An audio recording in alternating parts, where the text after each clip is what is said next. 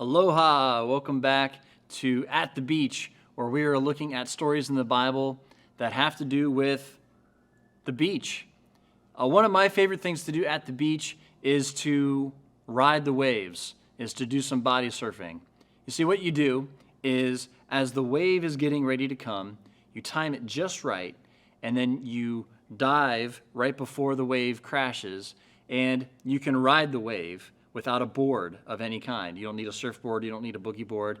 If you ride the wave right, it'll take you all the way to shore. It's one of my favorite things to do. I can spend hours doing that in the ocean. And our story today, our true story today, has to do with maybe two giant waves that happened in the Old Testament. And it has to do with God bringing his people, the Israelites, out of Egypt and doing one incredible thing after another. This one, he parts the waters of the sea to allow the Israelites to cross through and escape from the Egyptians who have held them in captivity for 400 years or so.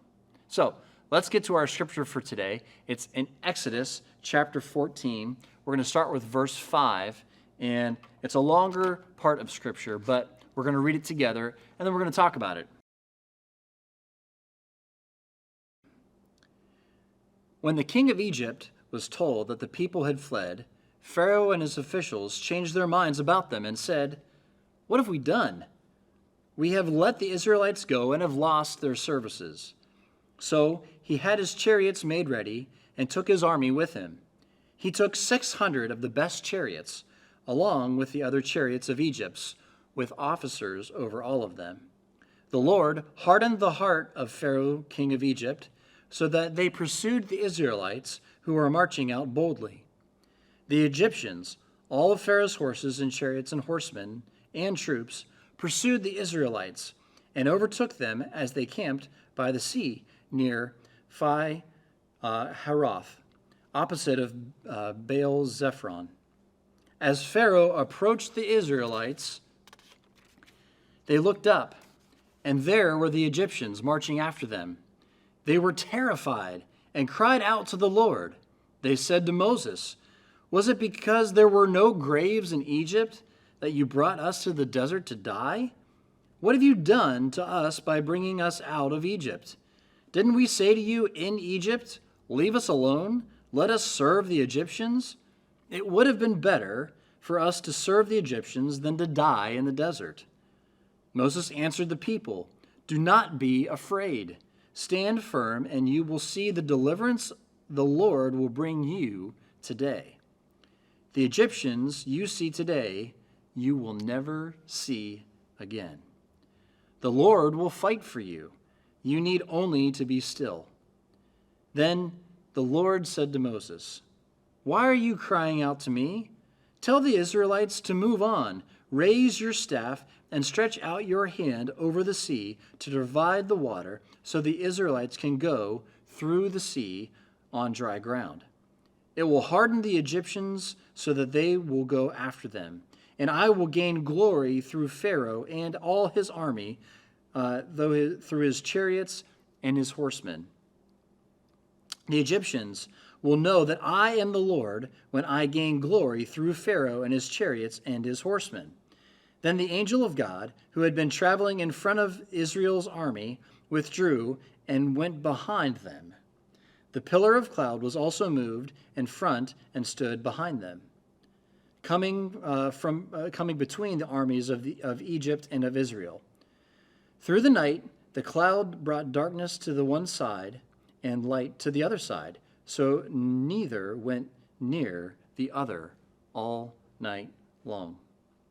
Then Moses stretched out his hand over the sea, and all that night the Lord drove the sea back with a strong east wind and turned it into dry land. The waters were divided, and the Israelites went through the sea on dry ground with a wall of water on their right and their left. The Egyptians pursued them, and all of Pharaoh's horses and chariots and horsemen followed them into the sea. During the last watch of the night, The Lord looked down from the pillar of fire and cloud at the Egyptian army and threw it into confusion.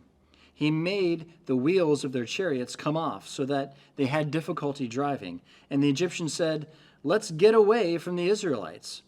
The Lord is fighting for them against Egypt." The Lord said to Moses, "Stretch out your hand over the sea so that the waters may flow back over the Egyptians and their chariots and horsemen." Moses stretched out his hand over the sea, and at daybreak the sea went back to its place. The Egyptians were fleeing toward it, and the Lord swept them into the sea. The water flowed back and covered the chariots and horsemen and the entire army of Pharaoh that had followed the Israelites into the sea. Not one of them survived. But the Israelites went through the sea on dry ground, with a wall of water on their right and on their left. That day the Lord saved Israel from the hands of the Egyptians, and Israel saw the Egyptians lying dead on the shore. So there is a lot to cover with this one passage of Scripture. But the main idea that I want you to see is that when we put our faith in God, incredible things can happen. Amazing things can happen. We talked about this a little bit before, about when Jesus called the disciples to throw their nets on the other side of the boat, and they brought in all that fish. The Israelites had a hard time listening to God, following God's instructions. In fact, that's part of the reason why they got into the mess of Egypt to begin with. They didn't listen to what God was telling them all along, and so God allowed them to become slaves in Egypt. You see, when we listen to God, amazing things can happen. God finally brought his people out because his people cried out. He knew that it was time for them to leave that place, to go to a promised land. And so he appointed Moses to help deliver them from the land of Egypt. And remember, there were plagues. There were lots of things that brought them up to this point. And throughout that whole process, God was hardening Pharaoh's heart, and he was trying to soften the hearts of his people, the Israelites, to get them to listen to him. And God did amazing things through even that process, right? So the Israelites had seen God's power. They had seen God's wonders. They had seen that God was on their side. And so it's amazing to me that they would still complain even after seeing all of the plagues of Egypt, even after seeing the pillar of cloud by day and fire by night that led them to get to this point. That doesn't just happen. That was God's hand that they were seeing firsthand. And they took it for granted. They complained to Moses. They didn't believe that their God was more powerful than Pharaoh's chariots. You see, a chariot was kind of the pinnacle of war technology of the time. If you had a chariot and you had more chariots than your opponent in a war, in a battle, you had a really great chance of winning, especially if you had chariots that were able to move fast, to be able to maneuver really well. That gave your people, that gave your army an advantage over the other. So Pharaoh had 600 of them. I can't imagine what that would be like. That'd be like 600 tanks moving in on the Israelites. And the Israelites were afraid. They were afraid to move. They were afraid to move ahead because they didn't believe that God was going to be able to see them through. Well, God showed up in a huge way. God told Moses, basically, why have you guys stopped moving? Do you guys not believe that I can take you across a body of water after everything else that I've done for you to get you to this point?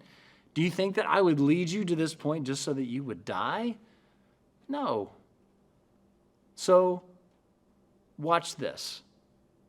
And he tells Moses to stretch his arm out, not because Moses had any power, but because God's power was coming through Moses. And God was showing, again, his incredible power and strength and love as he caused the waters to divide and allowed his people to cross on dry land. Dry land. Amazing. I can't fathom that. I can't imagine that. I can't imagine what they were thinking as they were looking up. But then God took care of their enemies. The Egyptians pursued them even more. God then, once the Egyptians were across, he caused the waters to recede, to go back down, to crash on Pharaoh and all of his chariots. They meant nothing, because God is more powerful than anything here on earth. So I want you to think about this week. Whatever you are faced against, whenever the odds seem so insurmountable, whenever it seems that you are up against a wall and you have nowhere else to go, we have a God who parts waters. We have a God who leads us in an incredible way. God desires that we live for him. And so if we put our faith and our trust in God, who knows what God can do through you? And so I want you to really lean hard on God this week. I want you to think about some things that are maybe really big difficulties in your life right now. And I want you to pray to God that he would show his power, he would show his strength, he would show his love and mercy and grace, and that he would allow something amazing to happen. Because guess what? God can do it. God can do those things. God did it for the Israelites. He can do it for you too. All right. Well, that's all we have for this time for At the Beach. I'll see you guys next time.